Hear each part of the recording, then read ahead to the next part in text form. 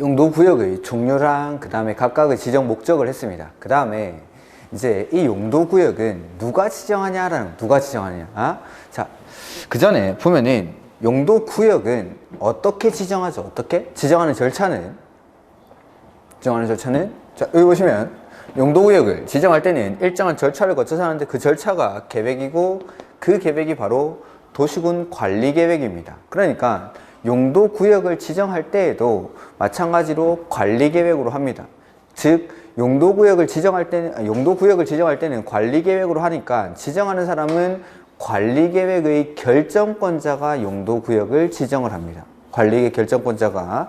그래서 관리계획 결정권자를 다시 한번 해보면 관리계획은 원칙은 시, 도, 대도시가 관리계획을 결정을 합니다. 근데 예외적으로 이 관리계획을 국장이 결정하는 경우가 있었죠. 국장이 결정하는 경우, 요거는 시험에 자주 출제가 됩니다. 그래서 다시 한번 해보면 첫 번째는 국장이 입안한 것. 자, 혹시나 기억이 안 나실 것 같으니까 페이지는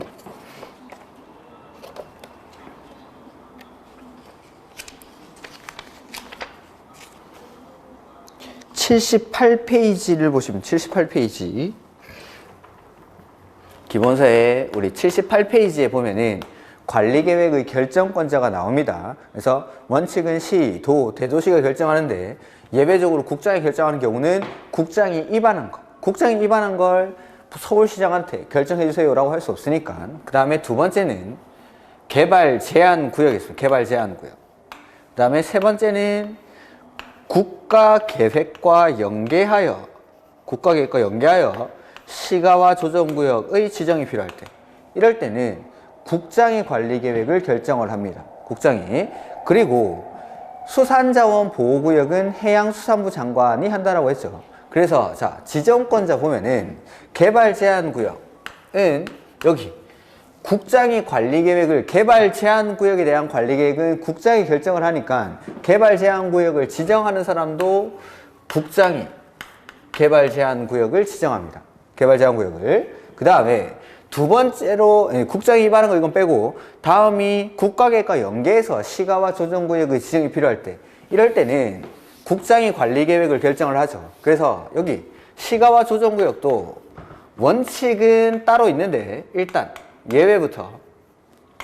예외적으로 국장이 시가와 조정구역을 지정할 수가 있습니다. 국가계획과 연계하여 시가와 조정구역의 지정이 필요할 때, 국가계획과 연계해서. 그 다음에 이 수산자원보호구역은 누가 한다라고 했죠? 해양수산부 장관이 이렇게 결정을 하는 거죠. 즉 관리계획의 결정권자가 이 용도구역을 지정하는 사람인데, 관리계획 결정권자가 원칙은 시, 도, 대도시인데 예외적으로 국장이 관리계획 결정하는 경우. 첫 번째, 개발제한구역은 국장이 결정하죠. 그 다음에 국가계획과 연계하여 시가와 조정구역의 지정이 필요할 때는 국장이 관리계획을 결정을 합니다. 그 다음에 수산자원보호구역은 해양수산부 장관이. 나머지는 이제 원칙적인 결정권자인 시, 도, 대도시가 결정한다라고 생각하시면 됩니다. 그래서 여기 별말이 없는 도시자연공원구역은 시, 도, 대도시시장이 관리계획을 결정합니다. 그 다음에 시가와 조정구역인데 이거는 시, 도지사가 관리계획을 결정합니다. 시, 도지사가. 여기는 대도시시장은 안 나오죠. 대도시시장은 이런 것들. 이렇게. 그래서 개발제한구역, 시가와 조정구역, 도시자연공원구역, 수산자원보호구역, 일단은 종류, 그 다음에 각각의 지정 목적들. 개발제한구역은 도지의 무질서한 확산을 방지하기 위해서, 그 다음에 보안상의 목적으로, 그 다음에 시가와 조정구역은 도시지역과 그 주변 지역의 무질서한 시가화를 방지, 그 다음에 도시자연공원구역은 식생이 양고한 산지에서의 개발을 제한할 필요가 있을 때, 그 다음에 수산자원보호구역은 말 그대로 수산자원을 보호하기 위해서 공유수면이나 그에 인접한 토지에 이 수산자원보호구역을 지정할 수가 있습니다. 그 다음에 지정하는 사람은 관리계획의 결정권자인데 예외적으로 국장이 관리계획 결정하는 경우 지금 외우도록 하죠. 첫 번째는 국장이 입안한 거, 두 번째는 개발제한구역, 세 번째는 국가계획과 연계하여 시가와 조정구역의 지정이 필요할 때, 그 다음에 수산자원보호구역은 누가 결정하죠? 해양, 수산부 장관이, 그래서 개발제한구역은 국장이 지정을 하고 시가와 조정구역을 국가계획과 연계하여 지정할 때는 국장이, 그 다음에 수산자원보호구역은 해양, 수산부 장관이 결정을 합니다. 그리고 도시자연공원구역은 원칙적인 관리의 결정권자인 시, 도, 대도시가 결정을 하고 시가와 조정구역은 원칙은 시, 도지사가, 여기는 대도시시장이 결정권 안에 없다는 거. 요것만. 자, 용도구역은 시험에 잘 안 나옵니다. 왜냐하면 이게 끝이니까. 그래서 개발제한구역, 시가와 조정구역, 도시자연공원구역, 수산자원보호구역 각각의 지정 목적이랑 지정권자, 이거밖에 없죠. 시험에 낼 게 없어서 시험에는 잘 안 나옵니다. 근데 시험에 나온다라면은 여기 지정을 누가 하는지 요것들이 나옵니다. 요거. 근데 이거는 용도구역에서 나오는 게 아니라 방금 보셨다시피 관리계획 결정권자, 관리계획 결정을 원칙은 시, 도, 대도시가 하는데 예외적으로 관리계획을 국장이 결정하는 경우는 거기서 더 자주 나옵니다. 용도구역으로 나오는 게 아니라. 그래서 용도구역에는 시험에 낼 게 별로 없다라는 거. 근데 시험에 나온다라면은 요게 시가와 조정구역 이게 나옵니다. 시가와 조정구역이. 왜냐면은 자, 이러한 용도구역을 지정하는 이유도 규제를 하기 위해서 행위 제한하려고 지정을 합니다. 근데 개발제한구역의 행위 제한은 다른 법에서 정합니다. 개발제한구역의 지정 및 관리에 관한 특별조치법이라는 법이 있습니다. 그 법에서 정하기 때문에 우리 시험 범위가 아니라서 행위 제한은 시험에 낼 수가 없습니다. 그 다음에 도시자연공원구역은 도시공원 및 녹지 등에 관한 법률에서 행위 제한을 정합니다. 그러니까 도시공원 및 녹지 등에 관한 법률도 우리 시험 범위가 아니니까 행위 제한은 시험에 나올 수가 없죠. 그 다음에 수산자원보호구역은 수산자원관리법이라는 법에서 행위 제한, 규제를 합니다. 즉 수산자원관리법도 우리 시험 범위가 아니기 때문에 수산자원보호구역의 행위 제한은 시험에 나올 수가 없다라는 뜻입니다.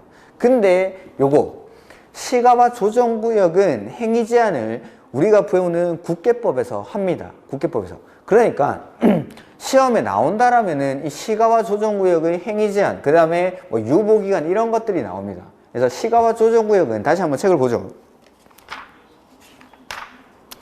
118페이지. 그래서 시도지사는 요거는 밑줄 쳤죠. 직접 또는 관계 행정기관의 장의 요청을 받아 도시지역과 그 주변 지역의 거기 밑줄했죠. 무질서한 시가화를 방지하고 계획적 단계적인 개발을 도모하기 위해서 5년 이상 20년 이내의 기간 동안 시가화를 유보시켜 두는 겁니다.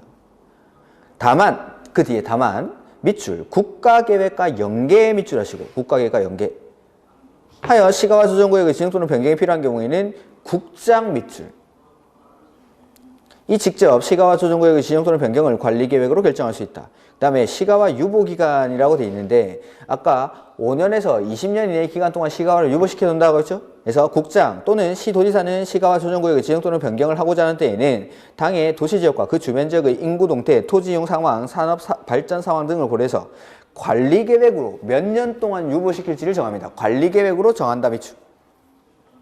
관리계획으로 정해야 한다. 그래서 5년 이상 20년 이내의 기간 안에서 관리계획으로 여러 가지들을 고려해서 얼마 동안 유보시킬지를 정한다라는 거. 그 다음에 2번에 시료. 시가화 조정구역의 지정에 관한 관리계획의 결정은 시가화 유보기간이 끝난 날의 다음날 밑줄. 시가화 유보기간이 끝난 날의 다음날. 자, 앞으로 실효 내지는 해제 이런 말 나오면 항상 따로 나오는 말은 다음날. 실효나 해제 다음날. 이게 무슨 말인지는 제가 개발법에 가서 한번 다 설명을 드릴 겁니다. 개발법에서 환지할 때 한번 설명을 드릴 거니까 일단은 실효나 해제 이런 말 나오면은 다음 날입니다. 이 말이 꼭 나와야 됩니다. 다음 날. 그래서 시가화 조정구역의 지정에 관한 관리계획 결정은 시가화 유보기간이 끝난 날의 다음 날부터 그 효력을 잃는다. 실효된다라는 거죠. 이 경우 뭐 지정권자는 고시를 하여야 한다는 거. 국장이나 시도지사가 지정을 했으니까 해제됐다는 사실, 실효됐다는 사실도 이 사람들, 지정한 사람이 고시를 해줍니다. 이렇게. 그 다음에 지정의 효과해서 행위제한, 즉, 자, 다른 것들, 개발제한구역, 도시자연보호구역, 수산자원보호구역은 각각 개별 법률에서 행위제한을 하는데 요 시가와 조정구역은 행위제한을 국계법에서 하기 때문에 요거는 공부를 하셔야 됩니다. 요거는. 근데 양이 좀 많으니까 3월달로 미루겠습니다. 지금은 용도구역의 종류, 그 다음에 왜 지정하는지, 지정의 목적, 그 다음에 누가 지정하는지, 지정권자까지만. 그래서 시가와 조정구역, 요게 행위 제한이 시험에 나온다라는 거. 용도구역이 조금 어렵게 출제가 되면은 요게 나옵니다. 요게. 자, 요까지가 용도구역입니다. 그 다음에 하나 용도구역이 남았죠. 책을 보시면은 125페이지.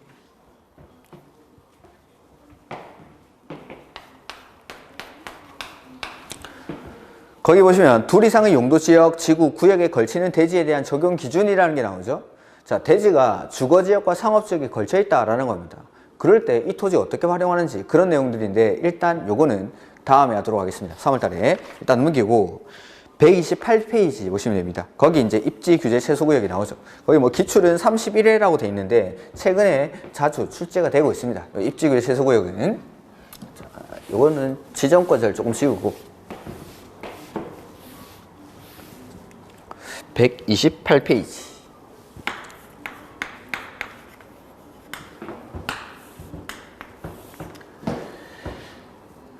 입지 규제 최소 구역입니다. 입지 규제 최소 구역. 자, 입지 규제 최소 구역은 보면 일단은 이렇게 말을 좀 끊어 보겠습니다. 입지 규제 최소구역도 용도구역의 일종이라고 했으니까 이때의 구역은 용도구역 할 때의 그 구역입니다. 그 다음에 규제 최소, 이 말도 무슨 말인지는 아시겠죠? 규제를 완화를 해준다라는 완화를. 그러면은 우리가 해결해야 되는 건 여기 요 입지가 어딘지 요거를 해결해요. 요거 입지가 해서 자 거기 한번 보면 지정 대상 지역이라는 게 나오죠. 맨 앞에 밑줄 합니다. 도시군 관리계획의 결정권자 밑줄. 관리계획의 결정권자. 그러니까 결정권자는 시, 도, 대도시, 예외적으로 국장. 이렇게. 도시지역에서 복합적인 토지 이용을 증진시켜 도시정비를 촉진하고 지역 거점을 육성할 필요가 있다고 인정되면 다음의 어느 하나에 해당하는 지역과 그 주변 지역의 전부 또는 일부를 입지 규제 최소구역으로 지정할 수 있다라고 되어 있죠. 그래서 역시 입지 규제 최소구역도 용도구역이니까 관리계획의 결정권자가 지정을 합니다. 그래서 어디냐면 첫 번째 도시군 기본계획에 따른 도심, 부도심 또는 생활권의 중심지역. 그 다음에 두 번째 철도역사, 터미널, 항만, 공공청사, 문화시설 등 기반시설 중 지역 거점 역할을 수행하는 시설 중심으로 주변 지역을 집중적으로 정비할 필요가 있죠. 자, 요까지 보고. 자, 입지 규제 최소구역이라는 건 이 용도 구역인데 규제를 최소화해 주겠다, 완화해 주겠다라는 겁니다. 그래서 이 입지를 알아야 되는 건데, 자, 여기 하나의 뭐 서울시가 있다라고 그러죠. 서울시는 도심이 3개입니다. 뭐 종로, 강남, 영등포 이렇게 가지고 3개의 큰 도심이 있고, 그리고 외곽 지역에 가면은 각각의 부도심들이 있죠. 그래서 도심으로부터 이렇게 부도심을 연결하는 겁니다. 이렇게 도로망으로 이렇게 하면서 도시가 이렇게 성장을 해 나가는 거죠. 자, 근데 보면 예전에는 강남, 영등포, 종로 위주로 중심지가 도시 서울시의 거점 역할을 수행하는 곳이 개발이 되어 있다가 이제 도시가 점점 성장을 해 나가는 거죠. 그러면서 이 도시 외곽 지역에 있는 각각의 부도심들이 만들어집니다. 부도심들이. 그래서 도심지를 중심으로 개발이 되어 있다가 이제 도시의 부도심들이 아직 개발되어 있지 않던 토지들을 싹 밀고 부도심을 형성하고, 싹 밀고 부도심 만들고, 물고 부도심 만들고, 밀고 부도심 만들고, 부도심 이렇게 개발을 한 겁니다. 다만 이 서울이라는 도시는 무한정 확장해 나갈 수는 없으니까, 자, 도심이 있고 외곽 지역에 개발되기 전의 토지들을 싹 밀어버리고 부도심을 형성을 했는데, 이제 서울 안에서는 더 이상 싹 밀고 개발할 곳이 없더라는 거죠. 개발되기 이전 상태의 토지가 없습니다. 근데 서울을 개발을 안 할 수가 없으니까 이제 어디를 개발하지? 라고 생각하는 거예요. 어디를 개발하지? 하다 보니까 여기. 예전에 막 40년, 50년 전부터 도시의 중심지 역할을 하던 곳입니다. 지역 거점 역할을 수행하던 곳인데 종로 내지는 뭐 영등포 내지는 강남은 그래도 이제 조금 개발이 되어 있고 지금 최근에 개발됐다라고 가정을 하고, 그래서 종로나 영등포 같은 데 가보니까 너무 오래전에 개발이 되어서 지금은 이 지역이 되게 낙후된 지역으로 바뀌었다라는 거죠. 그러니까 예전 40년, 50년 전부터 이 지역들은 중심지 역할을 하고 있었는데 이러한 지역들은 너무 오래전에 개발이 되다 보니까 지금은 많이 낙후된 지역으로 바뀌었습니다. 해서 이 지역을 다시 개발을 해보자 라는 거죠. 더 이상 도시 외곽 지역은 개발되지 않은 토지가 없으니까. 근데 40년, 50년 전부터 중심지 역할을 하고 개발이 되어 있던 곳인데 지금의 건축 규제를 그대로 갖다 대니까 여기를 개발을 할 수가 없는 겁니다. 여기를. 지금의 건축 규제와 그때의 건축 규제는 너무나 다르다 보니까. 해서 이 지역을 다시 개발하고 싶은데 지금 기준은 예전 기준이랑은 많이 달라졌기 때문에 지금의 잣대를 그대로 가져다 대가지고는 개발을 할 수가 없어서 규제를 완화해 주겠다라는 겁니다. 그렇다면은 이 입지는 한마디로 말하면 구도심입니다. 구도심. 즉 새롭게 개발을 시작하는 곳이 아니라 예전부터 지역 거점 역할을 수행하던 곳인데 지금은 많이 낙후되었고 그 지역을 다시 살리기 위해서 규제를 완화해서 다시 한번 살려보자. 이런 것이 입지 규제 최소구역. 그래서 지금 읽고 있던 그 박스는 여기입니다. 구도심 내지는 뭐 원도심 이렇게 부르죠. 그래서 도시군 기본계획에 따른 도심, 종로, 영등포 이런데, 영등포. 그 다음에 부도심 중에서도 오래전에 개발됐던 곳, 요런 곳들에다가 규제를 완화해서 다시 살려보자. 그 다음에 철도 역사, 터미널, 항만, 공공청사, 뭐 그 영등포역이라든지 요런데 오래된 철도 역사 주변 아니면은 뭐 터미널, 고속버스 터미널 주변 요런데 항만, 공공청사, 문화시설 등 그 지역이 기차역이라든지 버스 터미널들은 사람들이 왔다 갔다 하다 보니까 사람의 왕래가 많다 보니까 예전부터 중심지 역할을 하던 곳입니다. 근데 이 지역이 지금은 많이 낙후가 되었고 그걸 한번 다시 살려보자라는 거죠. 그 다음에 3번 3개 이상의 노선을 교차하는 대중교통 결절지로부터 1km 이내에 위치한 지역. 많은 노선들이 교차를 한다. 결절지라는 게 이제 만나는 지점인데 많은 노선이 교차하면 교차할수록 그게 중심지라는 뜻이죠. 그 지역을 중심으로 반경 1km 이내에 있는 지역을 개발을 하겠다라는 거. 네 번째, 도시 및 주거환경 정비법에 따른 노후 불량 건축물이 밀집한 주거지역 또는 공업지역으로 정비가 시급한 지역. 노후 불량 건축물이 위치한 오래전에 개발이 되어 있다 이 말이죠. 이 지역을 다시 한번 살려보자라는 거. 주거지역이나 공업지역. 그 다음에 도시재생 활성화 및 지원하는 특별법에 따른 도시재생 활성화 지역 중 같은 법에 따른 도시경제 기반형 활성화 계획을 수립하는 지역. 기출문제 예전에 29회 때인가? 도시경제 기반형이 아니라 근린재생형 이렇게 나온 적이 있습니다. 근데 아까 박스 위에 보면은 지역 거점을 육성하기 위해서 이걸 지정하는 겁니다. 근데 근린재생형 이런 것들은 말 그대로 근린지역, 이웃 가까이에서 소규모로 개발하는 거니까 이 법의 취지랑은 맞지가 않습니다. 이렇게. 그래서 도시경제 기반형 활성화 계획을 수립하는 지역. 요런데 한마디로 말하면 구도심. 다 일일이 외울 필요는 없습니다. 아, 여기가 예전부터 우리 지역의 중심지 역할을 하는 곳이구나 라고 생각하시면 됩니다. 그 다음에 입지규제 최소구역 계획의 내용이라고 나오는데, 입지규제 최소구역은 이런 구도심을 다시 개발하기 위해서 어디를 개발할지를 먼저 지정을 해야 됩니다. 지정. 그리고 나서 이 지정된 입지규제 최소구역에서 어떻게 규제를 완화할지, 어떻게 기반시설 등을 공급할지, 어떻게 개발할지는 입지규제 최소구역 계획을 수립해서 결정합니다. 즉 어디를 개발을 할지를 정하고 나면 그 안에서 어떻게 개발을 할지에 대한 방안은 계획을 통해서 결정합니다. 자, 입지규제 최소구역 어떻게 지정할까요? 지정하는 거? 어떻게 합니까? 어떻게? 자, 목차로 다시 한번 가보죠. 여기 입지규제 최소구역을 지정할 때는 일정한 절차를 거쳐서 하는데 그 절차가 계획이고 그 계획이 관리계획입니다. 그러면 지정할 때는 관리계획으로 하죠. 그럼 입지규제 최소구역 계획을 수립할 때는 어떻게 하냐? 입지규제 최소구역 계획을 수립할 때도 일정한 절차를 거쳐서 하는데 그 절차가 계획이고 그 계획이 관리계획입니다. 즉 지정하는 것도 관리계획으로 하고 계획 수립하는 것도 관리계획으로 합니다. 그래서 이쪽에 와보시면 지정할 때 N은 관리계획으로 하니까 절차가 입안하고 결정, 고시라는 절차를 거쳐서 입지규제 최소구역을 지정을 합니다. 그 다음에 입지규제 최소구역 계획을 수립할 때도 입안하고 결정, 고시라는 관리계획 결정 절차를 통해서 입지규제 최소구역 계획을 수립하는 거죠. 그리고 결정하기 전에는 협의하고 심의를 해야겠죠. 여기도 마찬가지 협의하고 심의를 합니다. 이렇게. 자, 입지규제 최소구역 지정하고 계획 수립하는 절차를 배웠습니다. 그 다음에 지정이 되고 나면 이 계획을 통해서 여기를 어떻게 개발할지를 정한다라고 했는데 그 계획의 내용에는 어떤 게 들어가는지 한번 보죠.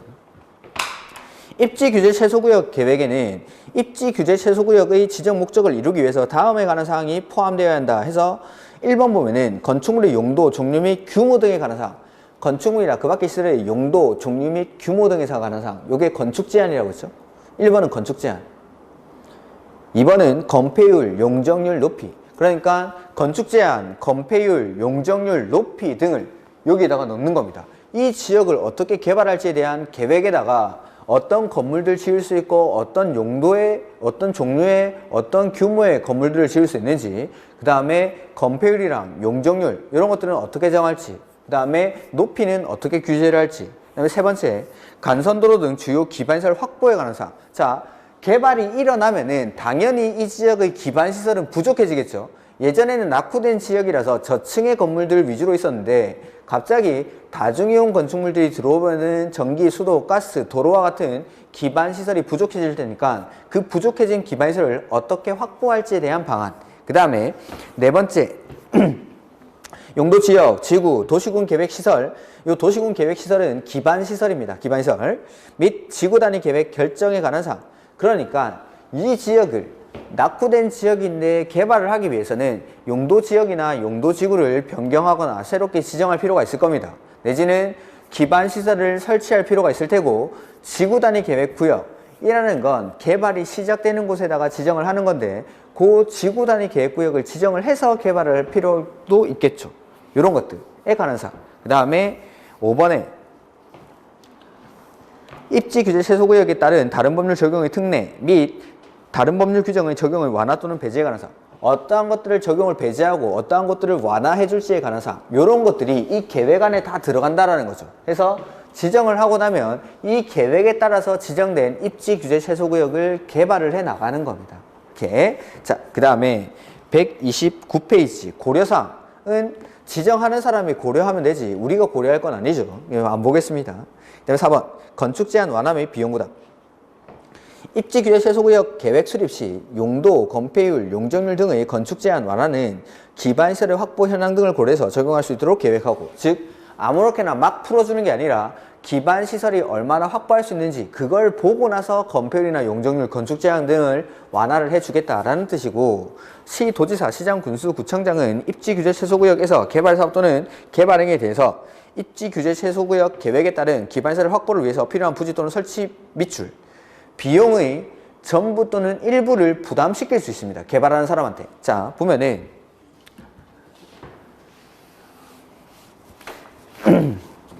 서울시에서 일정한 이 구도심을 입지규제 최소구역으로 지정을 한 거죠. 자, 규제를 최소화해주고 여기를 개발을 시작을 하죠. 개발을 시작을 하면은 이 지역의 토지 가격은 올라갈까요? 떨어질까요? 규제를 완화해주면서 입지규제 최소구역이 지정이 되면 여기 개발하겠다는 뜻이죠. 토지 가격이 올라가겠죠. 그러니까 이 안에서 입지규제 최소구역이 지정되는 바람에 원래는 개발을 할 수 없었을 텐데 이게 지정되는 바람에 개발을 할 수 있게 된 사람들, 이런 사람들은 토지 가격이 올라가고 이익을 취할 테니까 이 안에서 필요한 기반시설을 확보하기 위해서 돈을 좀 내라는 겁니다. 그래서 비용의 전부 또는 일부를 개발하는 사람에게 부담시킬 수 있다. 다만 자, 토지 가격이 올라가는데 1억 올랐습니다. 근데 기반시설 설치 비용으로 3억 내랍니다. 개발할까요? 안 할까요? 안 하죠. 안 하죠. 그러니까 토지 가치 상승분을 초과하지 않는 범위 안에서 설치 비용을 전부 또는 일부를 부담시킬 수 있다. 해서 이 경우 기반시설의 부지 또는 설치 비용의 부담은 건축 제한 완화에 따른 밑줄 토지 가치 상승분 가로 띄워놓고를 초과하지 아니하도록. 이렇게. 그 다음에 관계 행정기관의 장과 협의. 자, 우리가 기본계획, 광역도시계획, 관리계획에서 결정하기 전에 협의심의를 거치죠. 자, 협의를 할 때 관계 행정기관의 장과 협의를 하는데 그 관계 행정기관의 장이 답변 주는 기간이 지금까지는 싹 다 30일이었습니다. 지금까지는. 근데 여기서는 10일. 그래서 이걸 기억할 겁니다. 해서 관리계획 결정권자는 위 3에 따른 관리계획을 결정하기 위해서 법 30조 1항에 따라 관계 행정기관의 장과 협의하는 경우 협의 요청을 받은 관계 행정기관의 장은 그 요청받은 날부터 10일 동그라미 의견을 회시해야 한다. 그래서 자, 이 입지규제 최소구역을 지정하는 사람, 즉 결정하는 사람은 관리계획의 결정권자가 합니다. 결정권자가. 여기서 중요한 건 국장만 하는 게 아니라는 겁니다. 여기도 관리계획의 결정권자가 하는데 이 결정권자가 여기 입지규제 최소구역 계획이나 입지규제 최소구역의 지정에 관해서 관리계획을 결정하려고 할 때 관계행정기관의 장에게 협의 요청을 합니다. 그러면 이 협의 요청을 받은 관계행정기관의 장이 결정권자에게 답변 주는 기간이 우리가 일반적으로 계획 만들 때는 보통 30일이었는데 여기서는 10일입니다. 10일. 요걸 기억하세요. 요거 10일. 월처럼 썼는데 10일. 10일. 그래서 30일을 기억하는 게 아니라 이런 거. 그 다음. 도시군 관리계 결정 의제 제한 등인데 가로 1번에 다른 법률에서 관리계 결정을 의제하고 있는 경우에도 밑줄 이 법에 따르지 아니하고 입지규제 최소구역의 지정과 입지규제 최소구역 계획을 밑줄 결정할 수 없다. 자, 다른 법에서 일정한 절차를 거치고 나면 관리계획 결정을 의제하는 경우가 있습니다. 이러한 절차를 거치고 나면은 관리계획이 결정 고시된 것으로 본다, 이런 경우가 있습니다. 그렇다 하더라도 입지규제 최소구역을 지정하기 위해서는 의제가 안 되기 때문에 반드시 관리계획 결정을 통해서 입지규제 최소구역을 지정을 하고 입지규제 최소구역 계획을 수립을 하라 이 말입니다. 다른 법률에서 의제를 안 해주겠다는 겁니다. 이거는. 그 다음에 가로 2번 기준 동그라미 해주고 입지규제 최소구역 계획 수립 기준은 누가 정하죠? 국장. 그 다음에 7번에 입지규제 최소구역에서의 행위제한. 자, 입지규제 최소구역이 지정이 되고 이 지정된 입지규제 최소구역을 개발할 때 N은 규제는 어디서 정하면 여기서 계획에서, 즉 계획에서 정한 대로 이 입지규제 최소구역을 개발할 수가 있습니다. 해서 보시면은 입지규제 최소구역에서의 행위제한은 용도지역 및 용도지구에서의 토지의 이용 및 건축물의 용도, 건폐율, 용적률 높이에 대한 제한을 강화하거나 완화하여 따로 거기 밑줄 입지규제 최소구역 계획으로 정한다. 그래서 지정된 입지규제 최소구역을 어떻게 개발할지에 관한 내용은 입지규제 최소구역 계획으로 합니다. 계획으로. 그 다음 2번에 입지규제 최소구역에서의 다른 법률 적용의 특례라고 되어 있죠. 적용 배제해서 입지규제 최소구역에 대해서는 다음의 법률 규정을 적용하지 아니할 수 있다. 아니할 수 있다. 그래서 자, 입지규제 최소구역이 지정이 되면은 규제를 완화해 주겠다라고 했으니까 일부 규정의 적용을 배제할 수가 있습니다. 이런 것들은 입지규제 최소구역 안에서는 적용을 안 하겠다라는 뜻인데, 첫 번째, 주택법에 따른 주택의 배치입니다. 주택의 배치 내지는 부대복리시설의 설치 기준 내지는 대지 조성 기준, 이러한 것들을 적용하지 않을 수가 있습니다.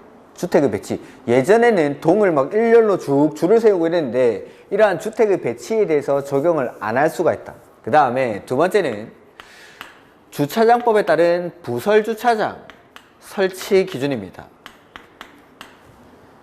오래된 시내에 갔을 때 가장 문제가 되는 게 주차하는 겁니다. 주차하는 거.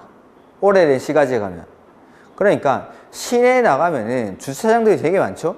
그게 예전에 개발된 그런 지역들에는 주차장이 예전에는 차가 지금처럼 많지 않았기 때문에 지금과 같은 주차대 수를 확보하지는 않습니다. 그러다 보니까 주차장이 부족해서 그 옆에 가면은 사설, 이 주차장들이 되게 많이 성업을 하고 있죠. 그런 것들. 이 주차장 설치 기준을 적용을 하지 않겠답니다. 없던 주차장을 막 땅을 파가지고 만들어낼 수는 없으니까.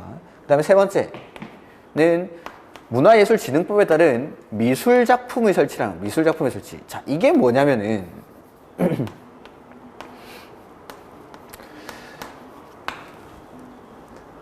우리가 이제 최근에 지어지는 건물에 가보면은 1층 로비나 건물 앞에 꼭 있는 게 있습니다. 일정 규모 이상이 되는 건물에는 1층 로비라든지 아니면 그 출입구 주변 요런 데 반드시 설치하는 게 하나 있는데 요겁니다. 요거 미술작품 해서 1층 로비에 가면은 대형 유화가 막 걸려 있거나 아니면은 건물 앞에 막 조각상, 희한한 모양의 조각상 같은 거 있죠. 그런 것들을 그 건축주가 문화예술을 너무 사랑해서 그런 걸 설치하는 게 아니라 이 문화예술진흥법에 따라서 일정 규모 이상이 되는 건물에는 이러한 미술작품을 의무적으로 설치합니다. 근데 이러한 규정들, 주택법에 따른 주택의 배치, 부대복리시설의 설치 기준, 대지 조성 기준, 부설 주차장의 설치, 미술작품의 설치 이런 규정들을 적용 안 하는 건 아니고 아니할 수 있답니다. 아니할 수 있다. 그 다음에 2번 적용 완화 규정 이렇게 나와 있는데 입지 규제 최소 구역에 대한 도시계획위원회 심의 시 학교보건법에 따라 학교환경위생정화위원회 또는 거기 밑줄하십시오. 학교환경위생정화위원회 또는 문화재보호법에 따른 문화재위원회 밑줄와 밑줄 공동으로 심의를 개최. 밑에서 두 번째 줄에 공동의 심의 이렇게 나오죠. 그러니까 자 여기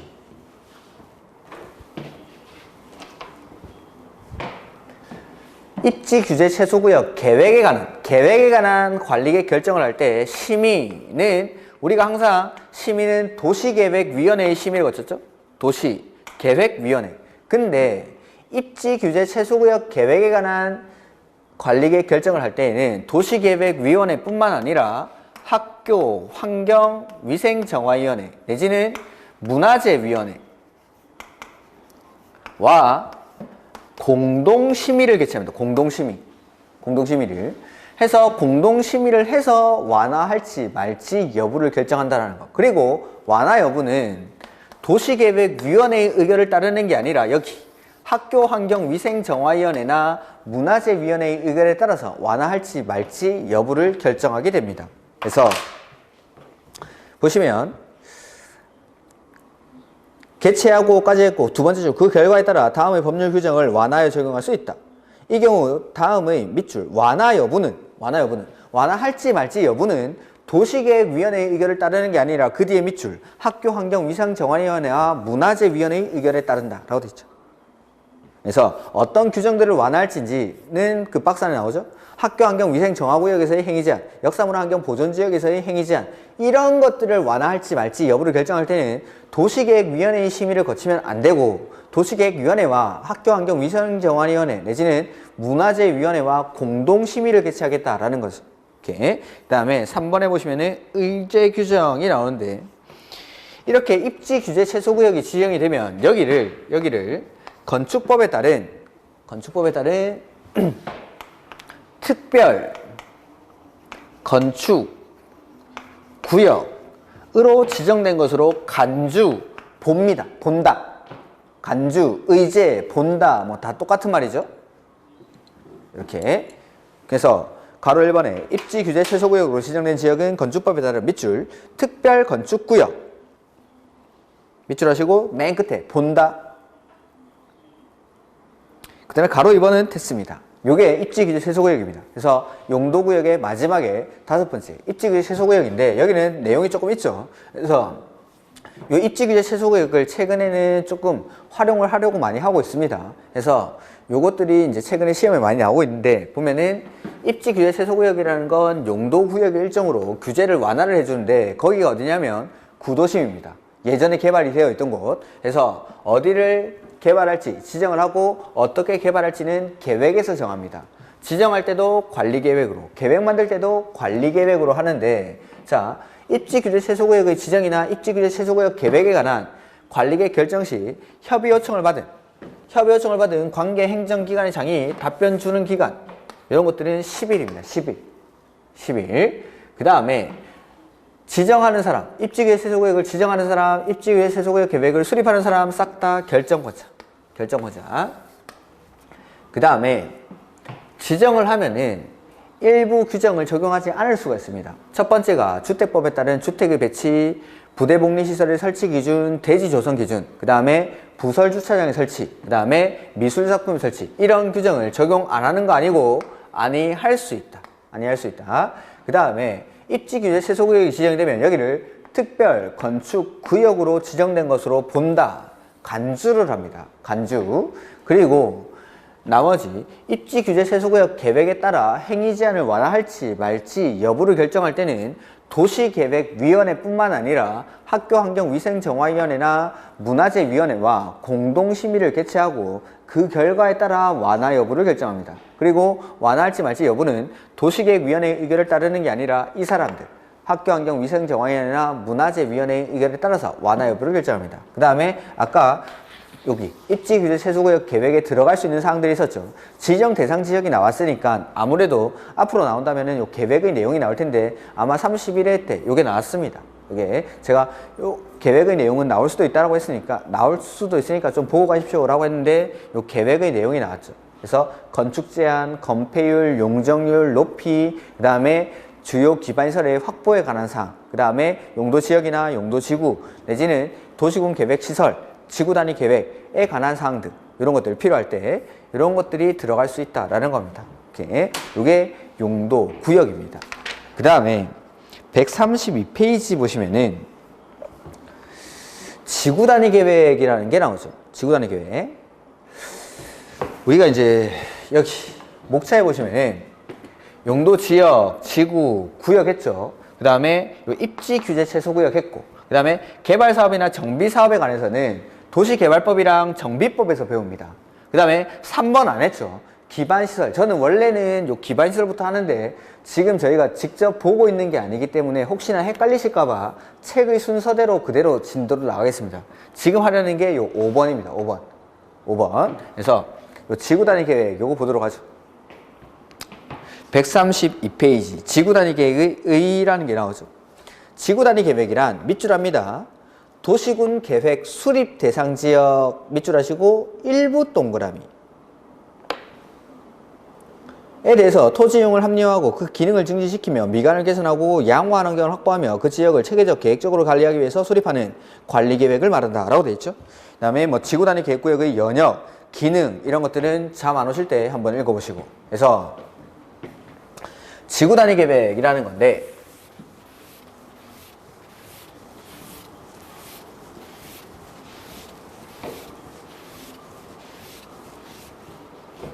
페이지는 132페이지.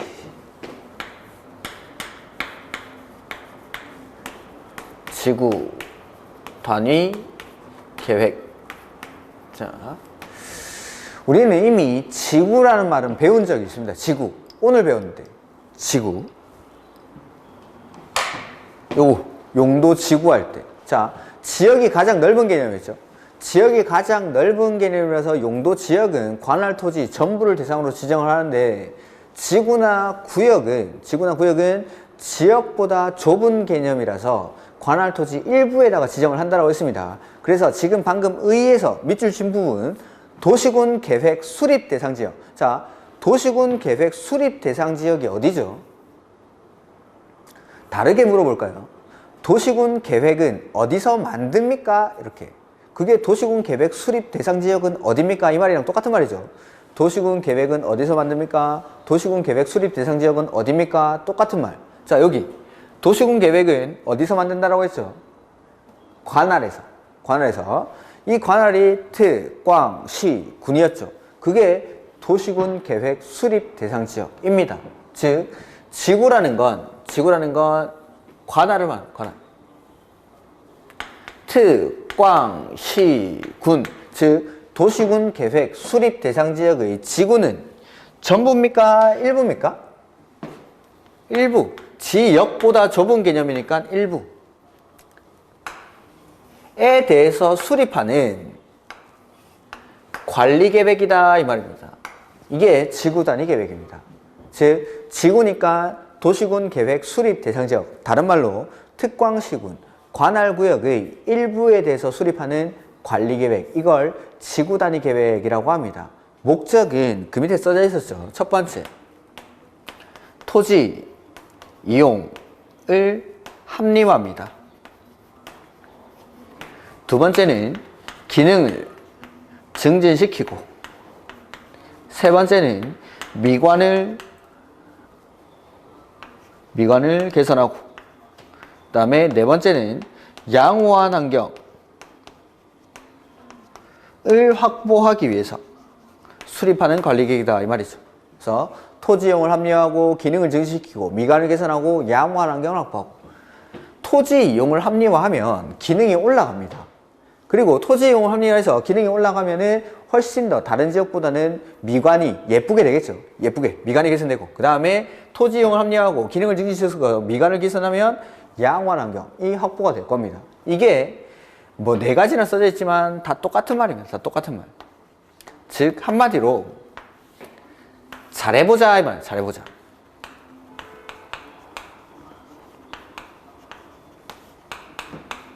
자, 이게 어떤 의미인지를 보면은 우리가, 자, 여기 서울시가 있으면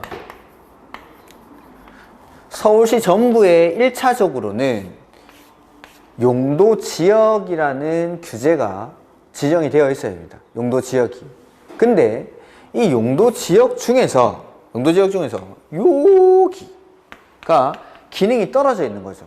그러면은 요 떨어져 있는 기능을 끌어올려 주기 위해서, 떨어진 지역의 기능을 끌어올려 주기 위해서 이 위에 용도지역 위에 지정하는 게 용도지구를 지정해서 기능을 올리려고 하죠. 그리고 용도지역, 지구와는 관계없이 독자적인 목적으로 뭐 도시의 무질서한 확산을 방지하기 위해서 도시 외곽 지역에다가 쭉 지정하는 게 개발제한구역, 도시 안에 식생 양호한 산지에서의 개발을 제한하기 위해서 지정하는 게 도시자연보호구역, 도시자연공원구역, 이런 식으로 각각의 목적을 독립적으로 따로 수행하는 게 용도구역입니다. 용도구역. 근데 지구단위 계획구역이라는 겁니다. 지구단위 계획구역. 자, 이건 뭐냐면 1차적으로 용도지역 지정했죠.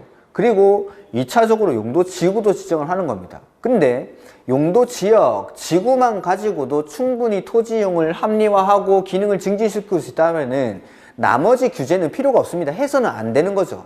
규제는 항상 최소한도로 해야 되니까. 근데 이것만 가지고, 용도지역, 지구만 가지고는 부족하니까 이 지역이 아니지. 여기 관할구역의 일부, 여기는 서울시의 일부는 좀 특별히 이 지역만큼은 다른 지역보다는 좀 더 잘해보자. 여기가 지구단위 계획구역입니다. 그러니까 기본적인 용도지역이나 용도지구의 규제만으로는 목표 달성할 수가 없을 때 여기는 좀 더 다른 지역보다 폼나게 만들고 다른 지역보다 좀 더 양호한 환경을 확보해보자 라고 하는 게 지구단위 계획구역. 즉 지구단위 계획구역은 관할의 일부라고 했죠. 도시군 계획 수립 대상 지역의 일부, 즉 특, 광, 시, 군의 지구니까 일부. 그러니까 여기 서울시 입장에서 봤을 때, 서울시의 관점에서 봤을 때 이 지구 단위 계획구역은 무조건 일부일 수밖에 없습니다. 그러니까 저기 일부를 시험에는 전부 또는 일부, 전부 이렇게 엄청 바꿔냈습니다. 전부 안 되고 전부 또는 일부도 안 되고, 지구 단위 계획구역은 도시, 군, 계획, 수립 대상 지역, 특광시군의 일부, 여기에다가 하는 거예요. 서울시 중에 일부에다가. 그게 지구 단위 계획구역. 왜 하냐면 잘해보자면 다른 지역보다 좀 더 폼나게 해보자. 그게 지구 단위 계획구역입니다.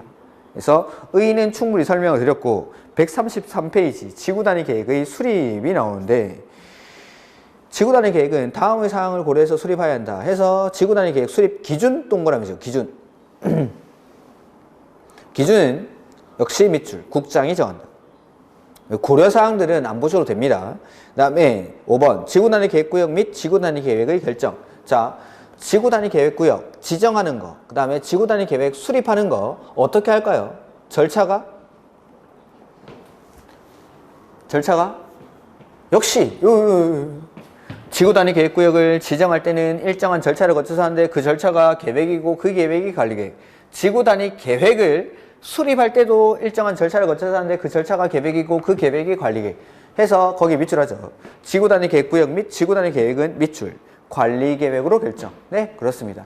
저 안에 있는 것들. 관리계획으로 구체화되는 내용들을 하는 일련의 절차가 싹 다 관리계획입니다. 관리계획. 그 다음에 그 밑에 2절. 지구 단위 계획구역의 지정이라는 게 나오죠. 자, 우리가 방금 입지규제 최소구역도 봤는데 입지규제 최소구역도 먼저 지정을 하고 그 안에서 어떻게 거기를 개발할지는 계획으로 정했죠. 여기도 마찬가지입니다. 지구 단위 계획구역을 먼저 지정을 합니다. 어디를 합리적으로 이용할지를 정해놓고 이 지정된 지구 단위 계획구역을 어떻게 개발할지에 대해서는 계획을 수립해서 정합니다. 즉 지구 단위 계획구역을 지정하고 그 안에서의 규제들, 행위 제한은 여기 계획을 수립해서 정합니다. 자, 먼저 지정을 하는데 원칙. 지구 단위 계획구역이라는 것은 토지 이용을 합리화하기 위해서, 잘해보기 위해서 지정을 하죠. 그러면은 이 지구 단위 계획구역은 개발이 이미 끝난 곳에 지정을 하는 게 좋을까요? 이제 막 개발이 시작되는 곳에 지정하는 게 좋을까요? 자, 토지 이용을 합리화하겠다라는 거예요. 토지 이용을 합리화. 그러면은 자, 합리화의 여지가 어디가 더 큰지를 생각하시면 됩니다. 개발이 이미 끝났다라는 말은 내가 보기에는 그 지역이 100% 마음에 안 들 수도 있습니다. 내 마음에는 100% 안 든다 하더라도 그 지역은 이미 용도지역, 지구 내지는 각종 규제들을 바르면서 나름 합리적으로 이용되고 있는 토지입니다. 개발이 끝난 곳은. 근데 이제 막 개발이 시작되는 곳, 여기를 지구 단위 계획구역으로 지정해서 다른 지역보다 좀 더 폼나게 만들어보자. 이런 목적이 바로 지구 단위 계획이라고 생각하시면 됩니다. 즉, 개발이 끝난 곳은 이미 합리적으로 이용되고 있는 토지이기 때문에 합리화의 가능성이 작아서 지구 단위 계획이라는 건 원칙은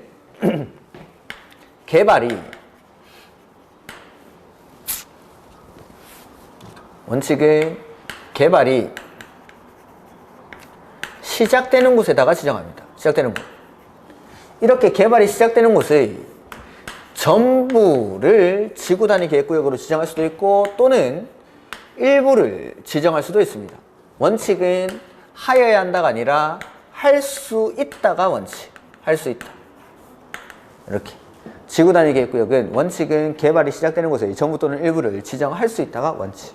이렇게 해서 이렇게 하는 겁니다. 여기 보면은 전부 또는 일부라는 게 나오죠. 그리고 아까 지구 단위 계획의 정의에서는 관할의 일부, 즉 도시군 계획 수립 대상 지역의 일부라고 말씀을 드렸죠. 그래서 저 일부를 전부 또는 일부 내지는 전부 이렇게 많이 바꿔내는 겁니다. 이게 무슨 말인지를 한번 보면은 자, 여기 서울시가 있었죠. 서울시 중에서 지구 단위 계획. 자, 서울시 입장에서 봤을 때 지구 단위 계획구역은 일부입니다.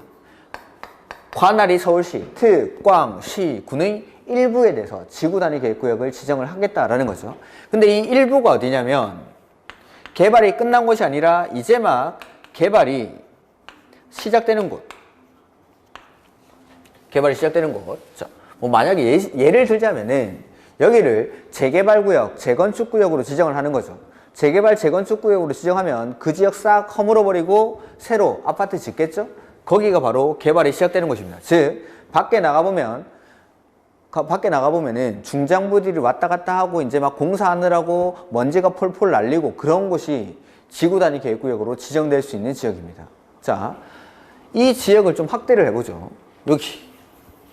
재개발구역을 지정을 했습니다. 그러면은 이 개발이 시작되는 곳, 이곳은 이 개발이 시작되는 곳 전부를 토지 이용을 합리화하기 위해서 지구 단위 계획구역으로 지정할 수도 있다라는 겁니다. 자, 여기는, 자, 요거는 서울시 입장에서 봤을 때 지구 단위 계획구역인데 요 지역을 확장을 하는 거죠. 이 지역은 개발이 시작되는 곳. 그 개발이 시작되는 곳이 재개발구역이라고 해보죠. 이 재개발구역 전부를 토지 이용을 합리화하기 위해서 지구 단위 계획구역을 지정할 수도 있지만 여기 이 지역 중에서 여기는 그냥 일반적인 아파트 짓겠답니다. 그닥 합리화의 여지가 크지가 않은 거죠. 그럼 여기는 일반적인 아파트가 들어오는데 요 빨간색 부분 여기만 재개발 구역 중에서 여기만 서울시에 랜드마크를 한번 만들어 보자라는 겁니다. 인공 호수도 조성을 하고 막 아파트도 좀 폼나는 커튼 원룩 뭐 그런 거 하나 지어가지고 이렇게 해보는 거죠. 이 지역은 합리화의 여지가 그렇게 크지 않을 때는 그냥 지구 단위 계획구역으로 지정하지 않고 그냥 재개발 사업을 하는 거고, 이 재개발 구역 중에서 합리화하고 싶은 여기만 지정할 수도 있다라는 거. 해서 재개발 구역은 전부를 지구 단위 계획구역으로 지정할 수도 있고 일부를 지정할 수도 있다라는 거. 요 뜻입니다. 자, 지구 단위 계획구역은 관할, 즉 특광시군 입장에서 봤을 때는 무조건 일부. 근데 이 일부가 어디냐면 개발이 시작되는 곳입니다. 그 재개발 구역을 확장을 해보면은 재개발 구역 전부를 지구 단위 계획구역으로 지정할 수도 있지만 이 빨간색 부분 재개발 구역을 일부만을 지구 단위 계획구역으로 지정해서 합리적으로 이용할 수도 있다라는 뜻입니다. 이렇게 그래서 원칙은 개발이 시작되는 곳들의 전부 또는 일부를 지구 단위 계획구역으로 지정할 수 있다가 원칙. 보시죠. 133페이지 맨 위에 국장, 시도지사, 시장, 군수, 밑줄. 지구 단위 계획구역의 임의적 지정 이렇게 되죠. 국장, 시도지사, 시장, 군수는 다음의 어느 하나에 해당하는 지역의 전부 또는 일부 밑줄에 대해서 지구 단위 계획구역을 지정, 밑줄 할 수 있다. 그래서 원칙은 개발이 시작되는 곳의 전부 또는 일부를 지정할 수 있다 해서 밑에 나오는 거 요게 싹 다 개발이 시작되는 곳이라고 생각하시면 됩니다. 1번의 용도지구 빼놓고 나머지 한번 읽어보겠습니다. 개발구역, 도시개발구역, 신도시 만드는 곳이죠. 그 다음에 정비구역, 재개발, 재건축하는데, 그 다음 택지개발지구, 대지조성산업지구, 그 다음에 산업단지와 준산업단지, 관광단지와 관광특구, 그 다음에 8번 개발제한구역, 도시자연공원구역, 시가와 조정구역 또는 공원. 개발제한구역, 도시자연공원구역, 시가와 조정구역, 공원 이런 곳은 개발을 시작하는 곳입니까? 개발을 못하는 곳입니까? 개발을 못하는 곳이죠. 근데 거기서 뭐 되죠? 끝에? 해제이죠. 그 다음에 녹지지역. 자, 도시지역은 주거지역, 상업지역, 공업지역, 녹지지역 이렇게 세분을 하는데 그 중에서 가장 개발이 안 되는 곳이 녹지지역에서 개발이 되는 용도지역인 주거지역, 상업지역, 공업지역으로 변경이 되는 겁니다. 그러니까 이제 개발이 시작이 되겠죠. 요런 것들까지. 그 다음에 그 밑에 9번, 10번 이런 것들 참고로 보시면 보지도 마십시오. 그냥 보지 마시고. 이렇게 이런 것들이 그냥 개발이 시작되는 곳이구나 라는 느낌만 가지도록 읽어만 두십시오. 도시개발구역, 정비구역, 택지개발지구, 대지조성사업지구, 산업단지와 준산업단지, 관광단지와 관광특구, 개발제한구역, 시가와 조정구역, 공원, 도시자연공원구역에서 해제되는 구역, 그 다음에 녹지지역에서 주거지역, 상업지역, 공업지역으로 변경되는 지역, 요런데 이런 곳을 개발이 시작되는 곳이다 라고 생각하시면 됩니다. 외우는 거 아닙니다. 이건 외우는 거 아니고. 그 다음에 1번에 용도지구가 있는데 1번에 앞에 페이지 지금까지 나왔던 것들이랑 결합해서 설명을 드리죠. 여기 관할 토지가 있으면 1차적으로 관할 토지 전부에 용도 지역을 지정을 합니다. 근데 이 부분 용도 지역 중에 이 부분의 기능이 떨어져 있으면은 그 위에다가 용도 지구를 지정을 한다라고 했죠. 자, 1번 용도 지구를 지정했음에도 기능이 안 올라가면 2번 용도 지구를 지정을 합니다. 그 다음에 이래도 안 올라가면 3번 용도지구 이렇게. 자, 용도지구는 2개고 3개고 중복해서 지정을 할 수가 있으니까 이렇게 지정을 한 거죠. 자, 근데 일반인들이 이 토지를 활용한다라고 가정을 해보는 거죠. 이 토지를 활용을 한다고 가정을 해보면은 일단 용도 지역에 따른 행위 제한을 확인을 해야 됩니다. 근데 이것뿐만 아니라 용도 지구가 하나, 둘, 3개 1번 체크, 2번 체크, 3번 체크하고 여기에다가 내가 원하는 건물을 지을 수 있구나 라는 걸 판단을 해야 됩니다. 일반인들이 판단을 하기에는 거의 불가능에 가까운 거죠. 그리고 용도 지역뿐만 아니라 용도 지구가 이렇게 3개씩이나 지정이 돼 있으면은 행위 제한이 너무 복잡한 겁니다.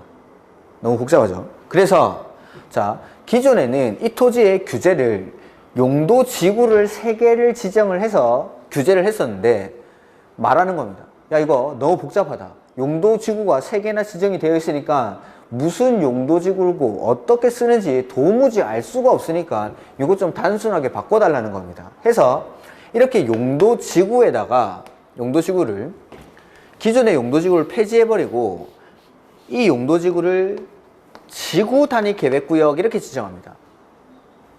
그러면은 예전에는 용도지구 3개로 규제를 하다가 지금은 지구단위계획구역 하나로 지정을 하는 거죠. 그리고 여기 쓰지만 지구단위계획구역이 지정되면 이 안에서 행위제한 규제는 요거 지구단위계획으로 합니다. 기존에는 용도지역의 행위제한이랑 그 다음에 용도지구 1번, 2번, 3번 용도지구의 규제를 다 찾아봤어야 되는데 지금은 요거 지구단위계획 하나만 찾아보고 아 이거 지을 수 있구나 없구나 하시면 되겠죠.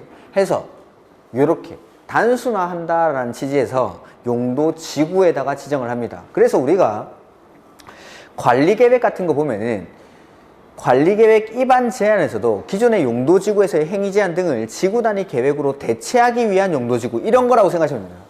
기존에는 용도지구로 행위제한을 하다가 지구단위 계획으로 대체하겠다. 그 다음에 지구단위 계획으로 대체하기 위한 용도지구의 폐지 이런 말들 이런 말들이 싹 다 이런 것들 때문에 나오는 겁니다. 관리계획에서 나왔던 말들입니다. 관리계획에서 이렇게 그래서 용도지구에도 지정할 수 있다.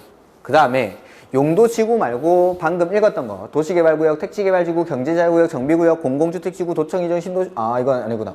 죄송합니다. 다른 걸 말해버렸네. 도시개발구역, 정비개발지구, 택지개발, 도시개발구역, 정비구역, 택지개발지구, 대지조성사업지구, 산업단지와 준산업단지, 관광단지와 관광특구 등등등은 여기 개발이 시작되는 곳. 원칙은 전부 또는 일부를 할 수 있다가 원칙. 근데 예외적으로 지구단위 계획구역으로 지정하여야 하는 곳이 있습니다. 하여야 하는 곳. 하여야 한다. 요걸 외워야 됩니다. 요걸. 하여야 하는 곳. 해서 5가지 정도가 있는데 첫 번째 정비구역. 두 번째는 택지개발지구. 정비구역이나 택지개발지구에서 사업이 끝난 후 사업이 완료된 후 끝난 후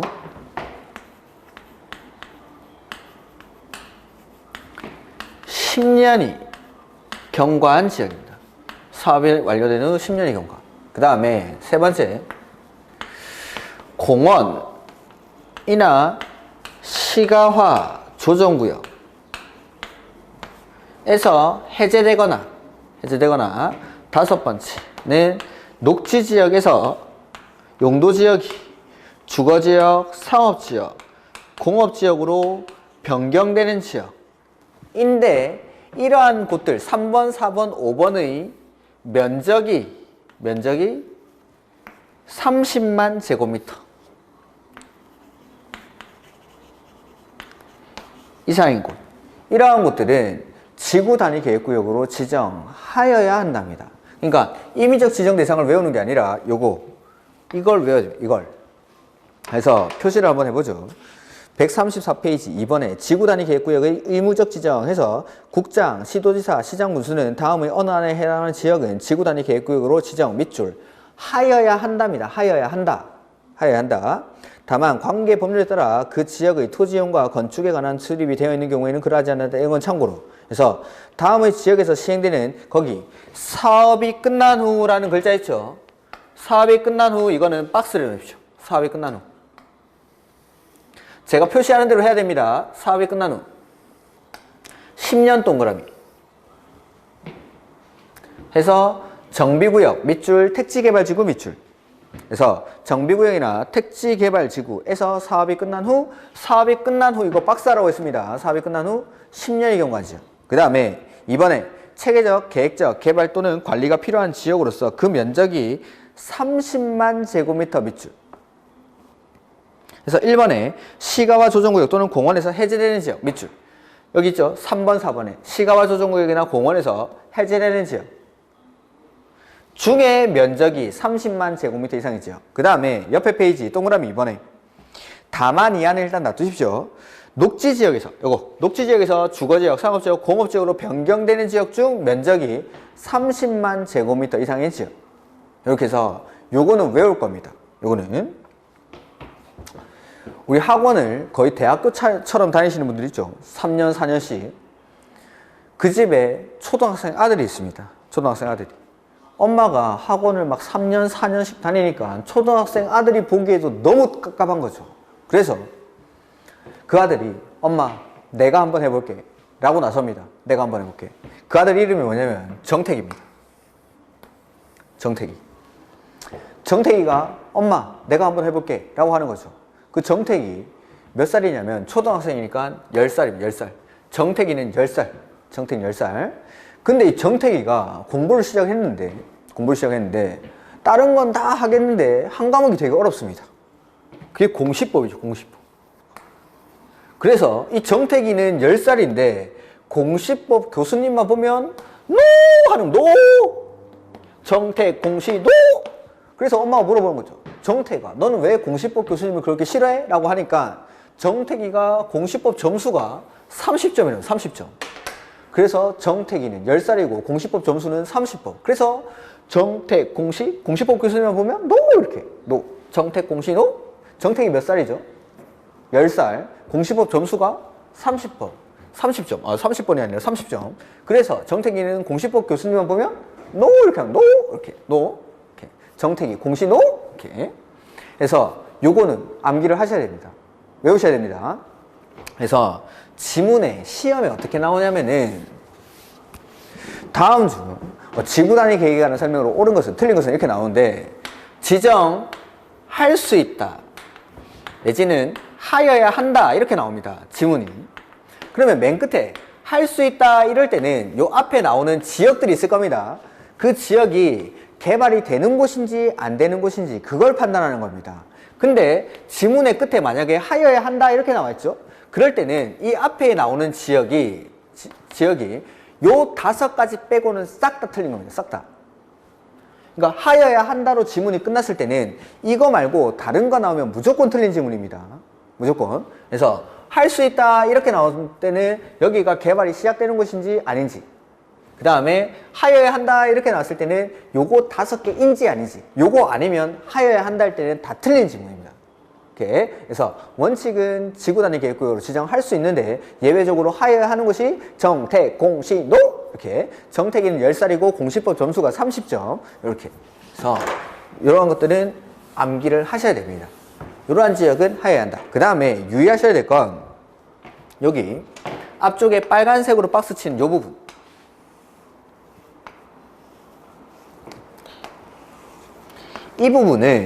이 부분은 아까 우리가 임의적 지정 대상에서 할 수 있는 지역에서 나왔던 개발이 시작되는 곳입니다. 요 빨간색 박스 안에 있는 곳들, 정비구역, 택지개발지구 내지는 시가화조정구역이나 공원에서 해제되는 지역, 녹지지역에서 주거지역, 상업지역, 공업지역으로 변경되는 지역, 이건 할 수 있는 지역인데 여기 뒤에 파란색으로 하죠. 파란색 조건이 붙죠. 이 파란색 조건이 붙어주면서 하여야 한다 이렇게 되는 겁니다. 하여야 한다. 그러니까 시험에 어떻게 나오냐면 앞에 거 이거 주고 요걸 살짝 뺍니다. 즉 택지개발지구는 지구단위 계획구역으로 지정하여야 한다 이렇게 나옵니다. 택지개발지구는 아까 할 수 있는 지역이죠. 택지개발지구에서 사업이 끝나고 나서 10년이 경과를 해야 하여야 하는 지역으로 바뀌는 겁니다. 하여야 하는 지역으로. 그러니까 그냥 택지개발지구가 하여야 하는 지역이 아니라 택지개발지구에서 사업이 완료된 후 10년이 경과를 해야 하여야 한다. 그 다음에 공원에서 해제되는 지역은 지구단위 계획구역으로 지정하여야 한다. 아니죠. 공원에서 해제되는 지역 중 면적이 30만 제곱미터 이상이어야 합니다. 그러니까 정택, 공시, 노만 외우고 간 사람들은 이거 빠뜨리고 내버리면은 정택이 나왔네? 정택이 나왔네? 바로 체크하죠. 틀립니다. 그래서 앞에 있는 지역 정비구역이나 택지개발지구는 개발이 시작되는 곳입니다. 요 빨간색 박스에 있는 거. 근데 그 뒤에 이러한 임의적 지정 대상 지역에 이러한 요건, 파란색 박스에 있는 요건이 붙어줘야 하여야 한다. 이렇게 바뀐다는 거죠. 하여야 한다. 그래서 요 박스를 빼고 내는 게 요새 추세입니다. 그 다음에 하나 더. 정태기가 10살이라는 건 부동산학과 교수님들도 다 압니다. 어디 대학교 가가지고 부동산학과 앞에 가서 교수님 앞에 지나가죠. 그러면은 교수님 정태기가 몇 살입니까? 하면은 10살인 거 다 압니다. 그래서 이제 10년을 내는 게 아니라 요거 사업이 끝난 후 요걸 냅니다. 사업이 끝난 후 10년이 경과인데 이걸 정비구역 택지개발지구가 지정고시 된 후 10년이 경과 이렇게 됩니다. 지정된 후가 아닙니다. 지정된 후가 아니라 사업이 끝난 후. 사업이 끝난 후. 그래서 이런 것들 좀 유의를 하셔야 됩니다. 워낙에 시험에 많이 나오는 거니까. 아까 저 앞에 기출 표시가 있었는데 20, 21, 24, 25, 26, 27, 28, 29, 30, 31회 때 특이하게 안 나오는데 이건 매해 나오는 겁니다. 지구단위 계획은. 지구단위 계획은 무조건 나오는 거니까 이런 것들 반드시 나온다라고 생각하시면 됩니다. 이렇게. 그래서 원칙은 지구단위 계획구역은 개발이 시작되는 곳에 전부 또는 일부에다가 지정을 할 수 있다가 원칙. 할 수 있다. 그 개발이 시작되는 곳들은 외우는 거 아닙니다. 외우는 거 아니고. 근데 하여야 하는 곳이 5군데. 정, 태, 공, 시, 노. 정택이 몇 살이죠? 10살. 10살. 근데 이게 사업이 끝난 후라는 거. 그 다음에 공원이나 시가조정구역에서 해제되는 지역, 녹지지역이나 주거지역, 상업지역, 공업지역에서 변경되는 지역 중 면적이 30만 제곱미터 이상인 지역. 이런 곳은 지구단위 계획구역으로 지정을 하여야 한다라는 거. 하여야 한다. 그래서 지정에서는 일단 시험에 가장 많이 나온 건 하여야 하는 지역, 할 수 있는 지역. 이거 구분하는 게 낫습니다. 구분하는 거. 그 다음에 여기서 지구단위 계획은 도시군 계획 수립 대상 지역의 일부 대신에 여기 개발이 시작되는 곳들 아까 말했던 도시개발구역, 정비구역, 택지개발지구, 대지조성사업지구 특정한 지역, 지구, 구역 등이 나오죠. 그 뒤에는 전부가 나와도 되고 일부가 나와도 되고 원칙은 할 수 있다라는 거. 이런 것들이 지구단위 계획구역의 지정이라는 거. 지정. 근데 의무제시까지 했고 135페이지 보시면은 도시지역 외의 지역에서의 지구단위 계획구역의 지정이라는 게 나오죠. 자, 이렇게 토지 이용을 합리화하는 지역은 도시지역에만 있냐라는 겁니다. 아니겠죠. 비도시 지역에도 이렇게 토지를 합리적으로 이용해야 되는 곳이 있습니다. 그래서 그게 비도시 지역에서 지구단위 계획구역으로 지정될 수 있는 지역들인데 요거는 이것도 시작하면 시간이 조금 걸리는데 자, 일단 하나만 해보기죠. 하나만. 비도시 지역에서도 지구단위 계획구역으로 지정할 수 있는 지역이 있는데 그 중에서 첫 번째 오늘은 1번만 볼 겁니다. 1번만. 첫 번째가 계획관리지역입니다. 그러니까 비도시 지역이라 하면은 도시지역 빼고 나머지 관리, 농림, 자연환경 보전지역을 말합니다. 관리, 농림, 자연환경 보전지역. 그 중에서 지구단위 계획구역이라는 건 개발이 시작되는 곳, 이제 막 개발이 일어나는 곳을 지정을 하는 거니까 가장 개발이 될 것 같은 곳, 거기가 계획관리지역입니다. 두 번째, 용도지구에도 지정을 할 수가 있습니다. 용도지구에도. 자, 아까 배웠던 용도지구를 제가 9가지를 쭉 읽을 건데 그 중에서 가장 개발이 될 것 같은 곳에서 스페이스바, 스톱을 누르십시오. 경관지구, 고도지구, 방화지구, 방제지구, 보호지구, 취락지구, 개발진흥지구 눌렀습니까? 거기 개발진흥지구. 그 다음에 특정용도제한지구, 복합용도지구. 즉 두 번째는 개발진흥지구에다가 지구단위 계획구역을 지정할 수가 있습니다. 비도시 지역 중에. 그 다음에 세 번째는 기존의 용도지구에서의 행위제한 등을 아까 했죠. 지구단위 계획으로 대체하기 위한 지역. 요런데 이 세 군데에다가 지정할 수가 있습니다. 일단은 이 제목들부터 해서 135페이지 도시지역 외의 지역 밑줄 하시고 지구단위 계획구역으로 지정하려는 경우에는 다음의 어느 하나에 해당해야 한다 해서 1번 지정하려는 구역 거기 밑줄 합니다. 면적의 100분의 50 이상이 계획관리지역. 여기까지 밑줄. 면적의 100분의 50 이상이 계획관리지역. 그 다음에 다음 페이지 거기 2번에 보시면은 개발진흥지구라고 되어 있죠. 박스 밑에 중간쯤에 개발진흥지구 밑줄. 그 다음에 3번에 쭉 밑줄, 제목을 다 밑줄합니다. 용도지구를 폐지하고 그 용도지구에서의 행위제한 등을 지구단위 계획으로 대체. 자, 비도시 지역의 지구 단위 계획구역으로 지정할 수 있는 곳은 크게 세 군데 있습니다. 지금 보시는 거. 첫 번째, 계획관리지역.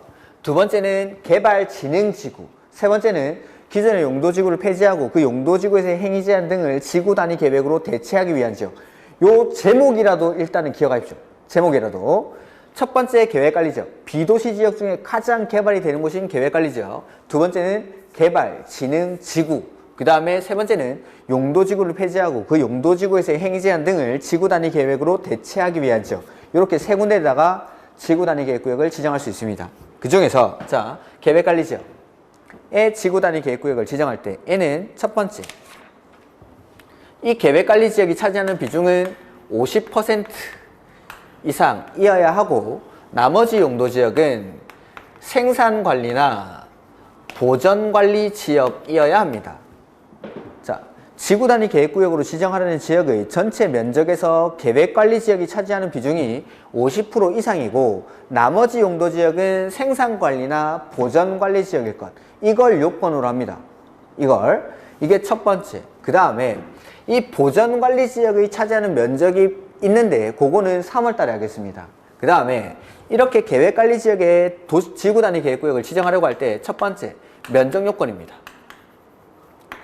면적 요건은 자, 아파트나 연립주택 건설 계획 이러한 것들이 포함이 되어 있을 때 N은 30만 제곱미터 이상이어야 합니다. 근데 아파트나 연립주택 건설 계획이 포함된 경우로서 여기에 첫 번째, 수도권의 자연 보전 권역, 자연환경 보전 지역이 아닙니다. 수도권 정비 계획법에 따른 자연 보전 권역이거나 두 번째, 초등학교 용지가 확보되어 있을 때 이럴 때는 면적이 10만 제곱미터 이상이면 됩니다. 근데 이것들 말고 그 외에 아무런 조건이 안 붙죠. 그럴 때는 3만 제곱미터 이상이면 지구 단위 계획구역을 지정할 수가 있습니다. 그러니까 원칙적으로 계획관리지역의 지구 단위 계획구역을 지정할 때는 3만 이상이면 됩니다. 3만 이상. 3만 이상이면 되는데 만약에 아파트나 연립주택 건설 계획이 포함된 경우에는 30만. 그 다음에 아파트나 연립주택 건설 계획이 포함된 경우로서 수도권의 자연 보전 권역이거나 초등학교 용지가 확보되어 있을 때는 10만, 즉 3만, 30만, 10만, 3만, 30만, 10만. 이게 지정하기 위한 면적 요건. 그 다음에 두 번째는 기반시설을 공급할 수 있어야 하고 세 번째는 주변의 자연환경이나 경관, 미관 등을 해치지 아니하고 문화재, 훼손의 우려가 없을 것. 이걸 계획관리지역에 지정하기 위한 요건이라고 합니다. 상세한 요건들은 몇 가지 더 있는데 일단은 요것만 하겠습니다. 오늘은 자 보시면은 제목 135페이지입니다. 1번에 아까 밑줄에 했던 건 면적의 50% 이상이 계획관리지역으로서 다음의 대통령령으로 정하는 요건에 해당하는 지역 해서 1번 계획관리지역 외에까지 밑줄하시고 지구단위 계획구역에 포함하는 지역은 그 뒤에 생산관리지역 또는 보전관리지역일 것. 이렇게. 그래서 계획관리지역 외에 나머지는 생산관리나 보전관리지역일 것. 그 다음에 동그라미 2번은 다음에 할 거고 3번 동그라미 3번 지구단위 계획구역을 지정하고자 하는 토지 면적이 다음의 어느 하나에 해당하는 규정된 요건에 해당할 것 해서 기읍 지정하고자 하는 지역의 공동주택 중 밑줄 아파트 또는 연립주택 건설 계획이 포함하시고 30만 동그라미. 자, 계획관리지역에 지정하려고 하는데 그 계획 안에 아파트나 연립주택 건설 계획이 포함되어 있을 때는 30만 제곱미터 이상이어야 합니다. 그 다음에 136페이지 넘어오셔가지고 니은에 나머지는 지금 보지 마십시오. 나머지는 지정하고자 하는 지역에 공동주택 중 아파트 또는 연립주택 건설 계획이 포함되는 경우로서 다음의 어느 하나에 해당하는 경우에는 10만 동그라미 해서 아파트나 연립주택 건설 계획이 포함된 경우로서 첫 번째는 수도권의 자연보전 권역 밑줄 거기 박스 안에 A 자연보전 권역 그다음 B는 지구 단위 계획구역 안의 밑줄 초등학교 용지를 확보 관할 교육청의 동의를 받은 경우인데 그냥 초등학교 용지 확보 요까지만. 그 다음에 박스 밑으로 내려와 가지고 디귿에 기흥, 니은. 자, 이거 말고 아파트 연립주택 건설 계획 포함된 경우 뭐 초등학교 용지 확보하고 이런 거 빼고 나머지 경우에는 3만 밑줄 3만. 그 다음에 동그라미 4번에 기반시설을 공급할 수 있도록 할 것. 기반시설 공급. 그 다음에 5번에 자연환경, 경관, 미관 등을 해치지 아니하고 거기 뒤에 밑줄 문화재 훼손 우려가 없을 것. 요게 계획관리지역의 지구단위 계획구역을 지정하기 위한 요건입니다. 그래서 자 계획관리지역이 차지하는 비중은 50% 이상이고 나머지는 생산관리나 보전관리지역일 것. 그 다음에 면적은 아파트나 연립주택 건설계획이 포함됐을 때는 30만. 근데 아파트나 연립주택 건설계획이 포함된 경우로서 수도권의 자연보전권역이거나 초등학교 용지가 확보되어 있을 때는 10만. 이거 말고 나머지 경우에는 3만 이상이면 지정할 수 있다. 그 다음에 기반시설 공급이 가능해야 되고 문화재 훼손 우려가 없을 것. 이러할 때 계획관리지역의 지구단위 계획구역을 지정할 수가 있습니다. 그 다음에 개발진행지구나 나머지 요건들은 제가 3월 달에 하도록 하겠습니다. 오늘은 여기까지. 자, 지정하는 것까지 한 겁니다. 다음 주에 오시면은 지구 단위 계획의 수립부터 할 겁니다. 자, 수고 많으셨고 항상 외우라고 했던 것들은 복습을 하시면서 따라오셔야 됩니다. 항상 건강 관리 잘 하시고 다음 주에 뵙도록 하겠습니다. 수고하셨습니다.